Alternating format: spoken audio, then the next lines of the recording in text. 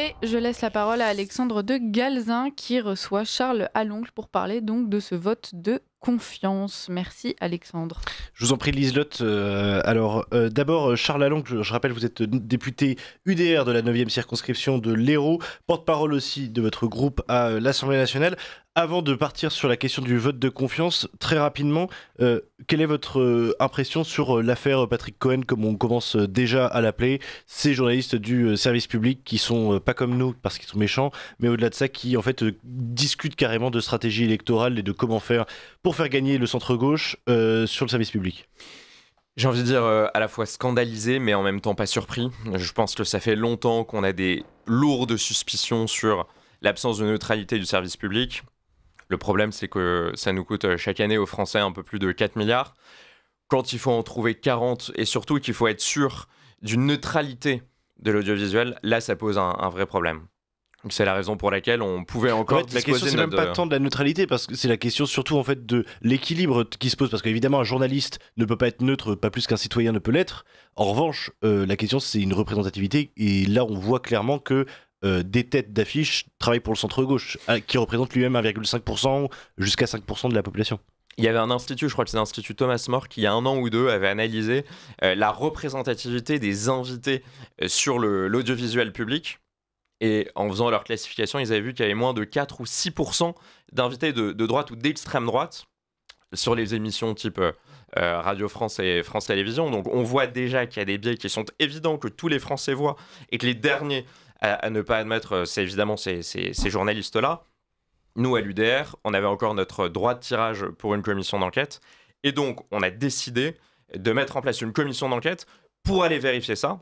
Donc, le nom de la commission d'enquête, ce sera la neutralité de l'audiovisuel public. J'en serai à la tête et on la lancera d'ici à peu près 2 semaines, normalement, avec Éric Ciotti et tout le groupe UDR. Eh ben écoutez, une bien belle ambition, et on a hâte de voir les conclusions de votre travail à ce niveau-là. On doute pas qu'on ne sera pas surpris, mais que ce sera quand même absolument intéressant. On vous réinvitera sans doute d'ailleurs à ce moment-là pour en parler quand vous y serez. Mais bon, alors venons-en à la question du vote de confiance, donc qui, je le rappelle, chers auditeurs, se passe aujourd'hui, cet après-midi à l'Assemblée nationale.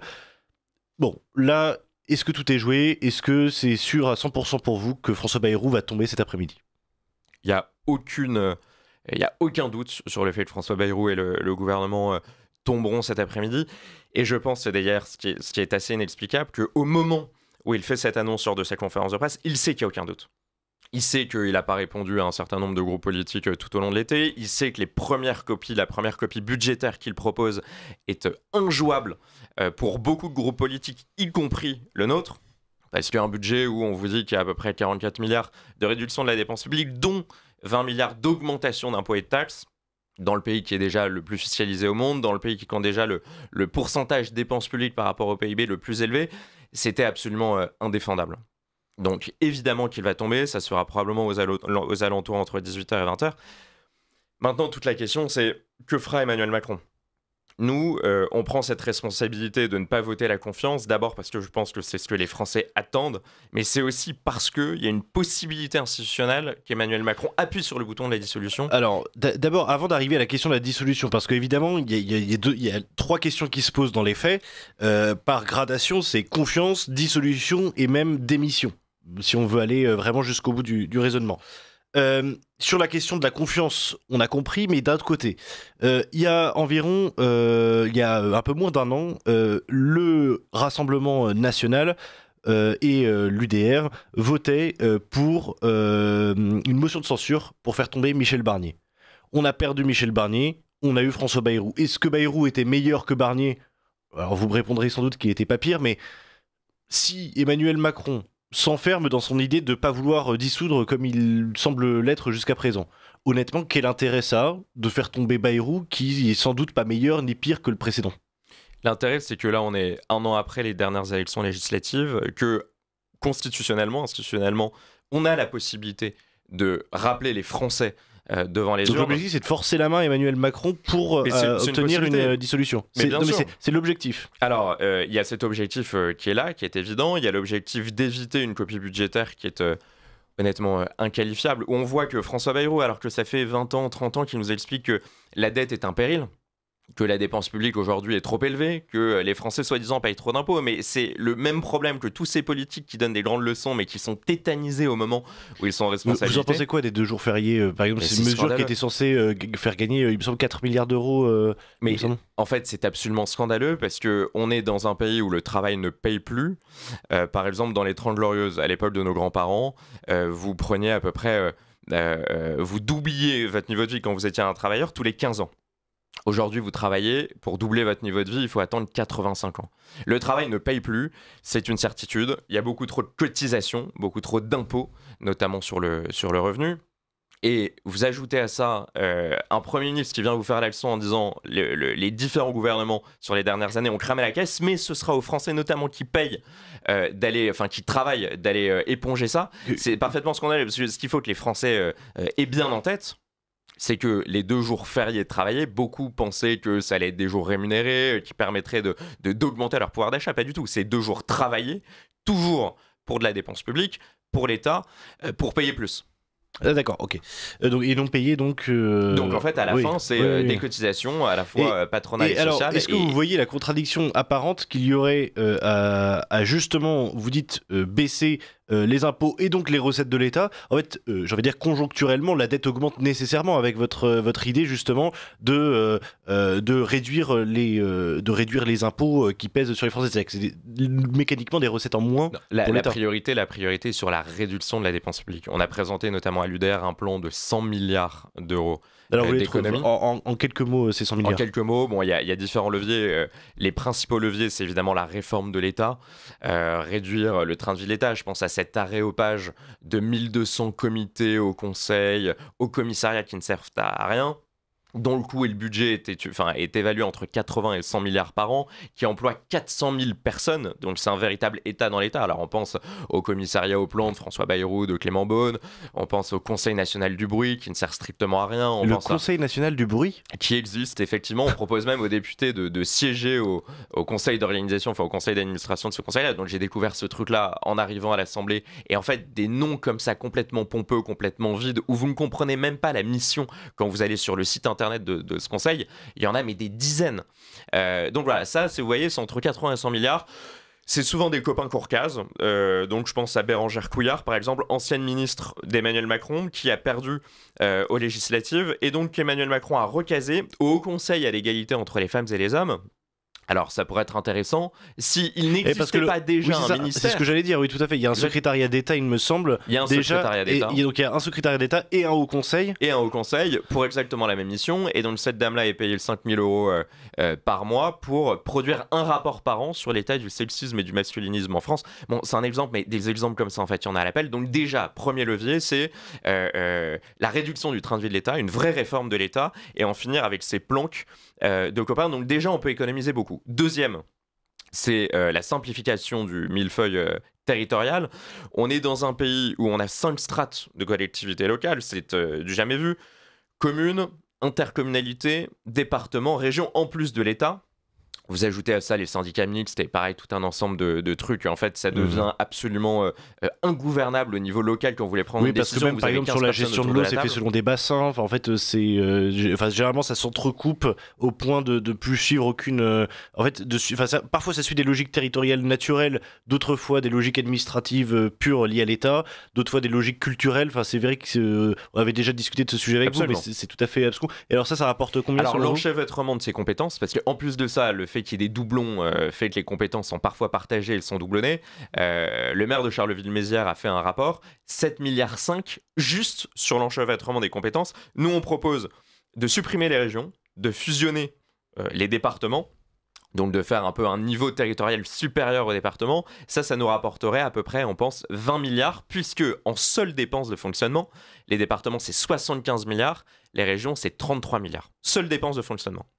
Et dernier point que nos auditeurs aient bien en tête, sur les 25 dernières années, la population française n'a augmenté que 13%. Pourtant, le personnel administratif dans les collectivités, lui, il a augmenté de 44%. Donc on voit aussi que l'État doit faire un effort, mais les collectivités territoriales, c'est très peu populaire de le dire, parce que les maires, les présidents d'agglomération, les présidents de département sont très attachés à leur budget, mais il faut aussi faire prendre conscience aux Français que les collectivités territoriales, telles qu'elles sont aujourd'hui, dans leur inefficacité, nous coûtent extrêmement cher.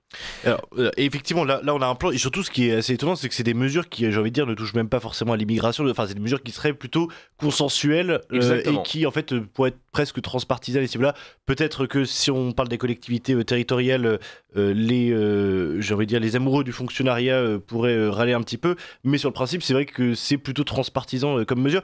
Revenons-en quand même. Et permettez-moi, mais je serai beaucoup plus rapide sur les autres leviers, parce que vous allez vous dire qu'on n'a que des mesures quand même assez techno d'organisation de l'État, mais qui déjà pourraient nous faire économiser beaucoup d'argent. Il y a évidemment le coût de l'immigration. Le coût de l'immigration, bon, ça, tous les rapports estiment que le coût net, donc quand on retranche aussi quand on ajoute les bénéfices, c'est entre 50 et 75 milliards. Et encore, je pense que c'est des rapports qui les minorent un peu. Donc tout ce qui est allocation sociale non contributive, à peu près une dizaine de milliards, on pourrait les conditionner à du travail. L'AME, votre chroniqueur en parlait juste avant. Il y a l'excès normatif. L'excès normatif, pareil, on estime entre 80 et 100 milliards. La France est un pays aux 400 000 normes. Ça nous coûte 4% de notre PIB. La moyenne des pays européens, c'est 0,5. Donc là aussi, supprimer à peu près 100 000 normes parfaitement nuisibles. Donc en fait, des leviers, ça fait des mois qu'on les présente, qu'on les propose. Toutes ces idées-là, j'ai envie de dire, ça c'est si l'UDR arrive au pouvoir, ce qui n'arrivera pas vraisemblablement, parce que en fait, l'UDR a, on va dire, des idées à programme qui ne sont pas celui du RN.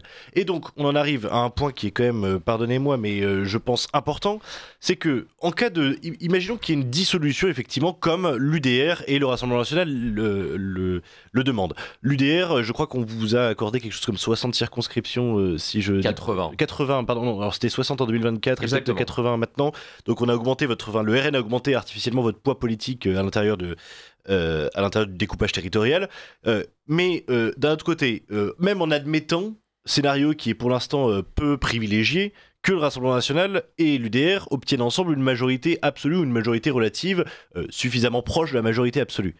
J'ai envie de dire, à quel moment l'UDR ne gouverne, encore une fois, alors que c'est le RN qui a, on va dire, la préséance sur le programme, sur le gouvernement, sur tout ça. Enfin, concrètement, à quoi sert votre programme? Je vous trouve très dur. Mais la question, je pense que beaucoup de gens se posent cette question, mine de rien. En fait, on est dans une coalition. Oui. On est dans une coalition où, depuis un an, je pense que vous l'avez observé, mais on travaille en très grande confiance avec le Rassemblement National. En très grande confiance. Alors certes, on a des nuances. De façon très simplifiée, on pourrait dire que sur la partie économique, on est un peu plus libéral, qu'on est davantage attaché à une grande réforme de simplification. C'est d'ailleurs le tout premier forum qu'on a organisé, on l'a appelé Forum des Libertés, on a présenté 30 mesures de simplification qui, notamment dans cette organisation territoriale, vont assez loin et permettent d'économiser. Mais en fait, nos amis du Rassemblement National sont intéressés, curieux des propositions qu'on sort. Certaines, bon, on n'est pas forcément d'accord, je pense à la réforme des retraites où on a quelques nuances, mais sur d'autres, notamment sur toute la dimension simplification, sur le coût de l'immigration, sur l'organisation territoriale, sur toutes ces gabegies, que ce soit l'aide publique au développement, les subventions aux associations, l'audiovisuel public, on en parlait, qui coûte à peu près 4 milliards. En fait, sur ces pistes d'économie, très honnêtement, je pense que sur plus de 80%, on partage les mêmes constats et les mêmes solutions. D'accord, donc en fait, question bête, mais théoriquement, ça veut dire que ces propositions que vous faites actuellement pour économiser 100 milliards, on pourrait les retrouver dans un an en découvrant le programme du Rassemblement National pour 2027 ? J'en suis convaincu. Alors, le Rassemblement National, avec Jean-Philippe Tanguy, on proposait un contre-budget il y a déjà un an, je crois, de mémoire, qui proposait 55 milliards de réduction de la dépense publique. Nous, on est allé un peu plus loin, mais avec des leviers différents. Sur les mesures à prendre, il y a une très grande partie des mesures que vous retrouverez, qu'on poussera aussi dans le cadre de notre coalition, parce qu'il y a des sujets qui nous sont, notamment le sujet de la simplification. Moi, je suis président du groupe d'études simplification à l'Assemblée nationale. Il y a eu un projet de loi qui a été porté par le gouvernement, que les macronistes, il faut quand même se souvenir, ont voté contre ce projet de loi de simplification, dont le seul but était de donner de l'air à des entreprises étouffées par le carcan normatif, quoi. Donc là-dessus, on poussera nos sujets, mais vraiment, je vous assure qu'il n'y a aucune difficulté et aucune tension entre le Rassemblement National et nous sur les pistes d'économie. C'est évidemment pas ce que je disais, mais simplement, évidemment, on pourrait des gens se posent la question, même que je rencontre comme ça, en fait, à quoi sert justement l'UDR, à quoi servent les programmes, à quoi servent ces différences que vous avez avec le Rassemblement National, et effectivement, je vais dire, s'il y a des inspirations mutuelles et que vous avez des négociations sans doute sur des sujets qui vous tiennent à cœur, c'est intéressant, je pense, de le comprendre.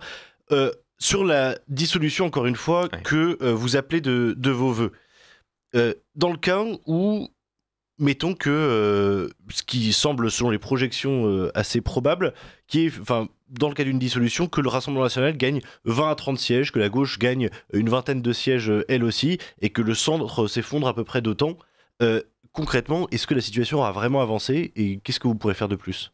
Ah là, dans votre scénario, la situation n'aura pas tellement avancé. Ça, c'est une certitude parce que on ne sera pas à Matignon, on ne sera pas aux manettes, on continuera. Parce que le pays peut devenir légèrement plus ingouvernable encore, j'ai envie de dire. Si le bloc, si le bloc central s'effondre généralement, et qu'on arrive sur deux blocs comme RN et LFI qui sont tellement opposés qu'ils ne peuvent pas gouverner, on est condamné à quoi pour l'année à venir ? Moi, je ne crois pas à ce scénario-là. Pour vous répondre, effectivement, dans un scénario comme celui-ci, ce serait ingouvernable, on n'aurait pas de majorité, ce serait un nouvel échec d'Emmanuel Macron qui serait contraint à une chose, c'est à partir. Très honnêtement, la Ve République est faite de telle sorte que l'élection reine, c'est l'élection présidentielle, et que souvent tout découle de cette élection présidentielle. Il faut être humble quand on est député. Mais avec l'alignement des calendriers législatifs et présidentiels, généralement, en fait, l'Assemblée nationale est juste une validation du scrutin qui a eu lieu quelques semaines ou quelques mois auparavant.